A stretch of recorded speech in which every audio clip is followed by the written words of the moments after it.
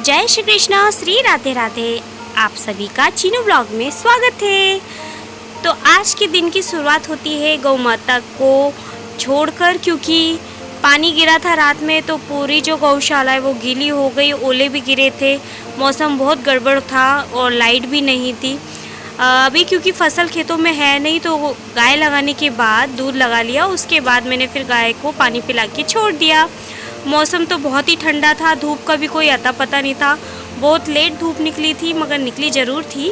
पर कहते हैं ना, हर ढलती शाम के बाद एक उगती हुई सुबह होती ही है। तो ये मेरी उगती हुई सुबह भी स्टार्ट हो गई और फूल प्यारे प्यारे से खिल गए थे और मुस्कुरा रहे थे मुझे देख के। तो आप भी इन्हें देख के मुस्कुराइए और दिन की शुरुआत मीठी मीठी सुबह से कीजिए।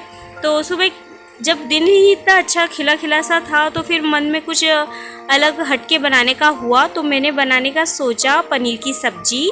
तो यहाँ पे पनीर की सब्ज़ी की प्रिपरेशन कर रही हूँ मैं अपने स्टाइल में पनीर की सब्ज़ी बना रही हूँ, आपको बताती हूँ। मुझे एकदम मीठी मीठी सी नहीं अच्छी लगती, मुझे थोड़ी चटपटी अच्छी लगती है। उसमें मैं जो स्पाइसनेस है ना वो ज़्यादा कर देती हूँ। हम जब भी रेस्टोरेंट वगैरह में खाना जाते हैं या होटल या ढाबा, तो पनीर की सब्ज़ी में जो ग्रेवी रहती है वो स्वीट रहती है और इसीलिए मैं थोड़ा डिफरेंट बनाती हूँ। मैं इसमें थोड़ी स्पाइस, हमारे यहाँ भी चिरका नहीं खाते हैं पर मैं हटके बनाने के लिए थोड़ी स्पाइस कर देती हूँ। उसमें उतनी ज़्यादा नहीं होती है, छोटे बच्चे भी खा सकते हैं, इतनी बनाती हूँ। तो यहाँ पर मैं तैयारी कर रही थी तो पहले से मैंने ऑनियन और लहसुन, प्याज, मिर्ची, लहसुन और अदरक को अच्छे से सौटे कर लिया था थोड़ा सा ऑयल डाल के। उसके बाद मैंने काजू, टमाटर, इसको भी मीडियम आंच पे सेक लिया था, हल्का हल्का सा, ज़्यादा नहीं सेकना है क्योंकि ये ऑलरेडी बहुत ही अच्छे पके हुए रहते हैं, ज़्यादा टाइम लेते नहीं है। तो यहाँ पे मैंने इनको ठंडा कर लिया है। ठंडा करने के बाद मैं इसका एक पेस्ट बना लूँगी। पेस्ट बनाने के बाद फिर हम स्टार्ट करेंगे पनीर की सब्जी। मैं पनीर कभी मार्केट से मंगाती नहीं हूँ, अगर कोई ओकेशन है या ज़्यादा लोग आ रहे हैं तभी मंगाती हूँ। मैं पनीर अधिकतर घर पे ही बनाती हूँ और क्योंकि अब मेरी दोनों गाय दूध देने लग गई है, पर्याप्त दूध है, इसलिए मैं पनीर कभी भी अपने घर पे बना सकती हूँ और कभी भी पनीर की सब्ज़ी सभी को खिला सकती हूँ। और वाकई घर का जो पनीर रहता है ना, क्योंकि उसमें ना फैट भरपूर मात्रा में रहता है और उसका फ्लेवर भी ना बिल्कुल हटके रहता है, तो वो बहुत ही अच्छी लगती है घर की जो पनीर रहती है वो। और जो मार्केट की रहती है क्या पता उसमें फेट निकाल लेते हैं या फिर मलाई वगैरह हटा के और फिर बनाया जाता है, इसलिए उसका ना टेस्ट उतना अच्छा नहीं लगता है। तो ये मेरा घर का पनीर है और इसमें से मैंने कुछ भी नहीं निकाला था, डायरेक्ट गाय का दूध निकाला, उसके बाद उसे फाड़ लिया था और उसे एक कॉटन के कपड़े से प्रेस करके दबा के रख दिया था। तो देखिए कितना अच्छा पनीर बना है और इसका टेस्ट भी बहुत ही क्रीमी है, बहुत ही अच्छा है। मुझे अलग से इसमें क्रीम डालने की ज़रूरत ही नहीं पड़ती क्योंकि इसका खुद का ही इतना प्यारा फ्लेवर आता है ना। तो वेदांश अभी फ़िलहाल घर पे है नहीं, वो खेलने गया है, नहीं तो वो इसको तो जैसे ही बनाती हूँ ना और वो खाना स्टार्ट कर देता है, कच्चा ही खाने लग जाता है। तो ये मेरे सूखे मसाले हैं, धनिया, मिर्ची और हल्दी, जीरा, राई, बस इतना ही चीज़ चाहिए। इसमें मेन रहता है काजू, तो मैंने थोड़ा सा अलग काजू रख लिए। इसे फ्राई करके मैं गार्निशिंग के लिए रखूँगी। सजावट भी ज़रूरी है क्योंकि अगर सजावट सही से ना हो ना तो फिर मज़ा नहीं आता। तो यहाँ मैंने देसी गाय का घी लिया है और उसमें मैंने हल्का सा रोस्ट कर लिया है, ज़्यादा हमें नहीं करना, नहीं तो ये कड़क हो जाती है और कड़क चीज़ें मेरे घर में किसी को ज़्यादा पसंद आती नहीं है, इसलिए मैंने हल्का सा गुलाबी कर लिया है। मेरे घर में पनीर की सब्ज़ी सभी को बहुत पसंद है, वेदू को भी पसंद है, वेदू के पापा को भी बहुत पसंद है और वेदू की मौसी भी पनीर की सब्ज़ी बहुत पसंद करती है। फ़र्स्ट टाइम मैंने उन्हीं के हाथ से खाई थी पनीर की सब्ज़ी, तो वो बहुत ही टेस्टी बनाती है, तो मैंने उन्हीं से सीखा है।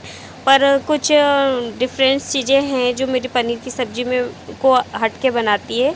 मेरे घर में है चेरी टोमेटोज़, ये मेरे घर के ही हैं, तो मैं उसमें चेरी टोमेटो का फ्लेवर ऐड कर रही हूँ क्योंकि वो खट्टे मीठे उनका स्वाद रहता है और पनीर की सब्जियों में ये चीज़ें नहीं डलती है, पर मैं डालती हूँ क्योंकि मुझे पसंद है, इसलिए वो पनीर की सब्ज़ी का स्वाद ही अलग रहता है। तो ये जो मैंने जितने भी सूखे मसाले लिए थे इनको मैं गीला कर लूँगी। तो मैंने हल्दी, धनिया पाउडर, 1 चम्मच गरम मसाला भी लिया है और मिर्च पाउडर कश्मीरी लाल मिर्च है, वो चिरकी नहीं होती, वो सिर्फ फ्लेवर देगी, वो कलर देगी। तो वो भी मैंने डाली है और गीला करके फिर ये मसाले में मैं डाल दूँगी तो वो अच्छे से पक जाएगा। जो काजू और टमाटर का पेस्ट है हम लास्ट में डालेंगे। ये है मेरे चेरी टमाटर, ये मैं ताज़े ताज़े तोड़ के लाई थी, ज़्यादा नहीं लिए, नहीं तो वो पनीर कम और टमाटर की सब्ज़ी ज़्यादा लगने लगती है, इसीलिए सिर्फ थोड़े से लिए हैं। तो ये मेरे चेरी टमाटर मुझे बहुत पसंद है और इसकी चटनी भी मैं आपसे जल्दी शेयर करूँगी, वो भी बहुत ही टेस्टी लगती है। ना उसमें तेल की ज़रूरत रहती है, ना कोई मिर्च मसालों की ज़रूरत रहती है। इनका खुद का ही इतना प्यारा स्वाद रहता है कि किसी और की इनको ज़रूरत है ही नहीं। अगर आप भी देखेंगे ना कि किस तरह से बनाई जाती है तो फिर आप भी चालू हो जाएंगे खाना मेरी तरह। तो यहाँ पर मेरा जो मसाला था वो अच्छी तरह से पक गया। पकने के बाद फिर मैंने डाल दिया काजू और टमाटर का पेस्ट। जब तक ग्रेवी पक रही है तब तक मैंने सोचा पनीर को कट कर लेती हूँ। यहाँ मैंने लंबे लंबे और बड़े बड़े पीस कट कर लिए हैं। जो साइड के थे, जो दब गए थे, सही से प्रॉपर नहीं हुए थे, तो इसे मैंने गार्निशिंग के लिए रख लिए हैं। बारीक करके भी मैं अलग से पनीर डालती हूँ, छोटे छोटे छोटे छोटे टुकड़े करके। तो इसलिए मैंने साइड के अलग रख लिए कि वैसे भी तो छोटे करना ही है, तो ये साइड साइड का अलग कर लेती हूँ। देखिए कितना स्पंजी बना है, और ये मैंने 1 घंटे पहले ही पनीर बनाया था और ये इतनी जल्दी सेट भी हो गया, टाइम नहीं लगा। मैंने क्या किया कि दूध को फाड़ा और उसे साफ़ पानी से धो लिया और दबा दिया, और जब पानी अच्छे से निकल गया 10-15 मिनट में, उसके बाद मैंने उसे फ्रिज में रख दिया था, तो वो अच्छा टाइट हो गया था। यहाँ पर मैं थोड़ी सी मलाई ले रही हूँ, ज़्यादा नहीं ले रही हूँ, क्योंकि है ना ज़्यादा हेवी खाना मैं ज़्यादा बनाती नहीं हूँ, इसलिए मैं मलाई में सिर्फ थोड़े से फ्लेवर के लिए डाल रही हूँ। 1 चम्मच मैंने मलाई ली है, अच्छी तरीके से फेंट लूँगी। ये ताज़ी मलाई है, इसलिए इसे ज़्यादा फेंटने पे घी नहीं बन रहा है। अगर ये 1-2 दिन पहले की होती तो अब तक घी निकल आता। तो मैंने अच्छी तरह से इसे मैश कर लिया, इसे क्रीम फॉर्म में ले आई हूँ, और अब मैं डाल दूँगी इसे करी में। तो ये बहुत ही प्यारी लग रही है, इसकी ग्रेवी बहुत ही अच्छी दिख रही है। देखिए इसको देख के ही मन हो रहा होगा आपका खाने का, क्योंकि बनी भी उतनी ही टेस्टी थी।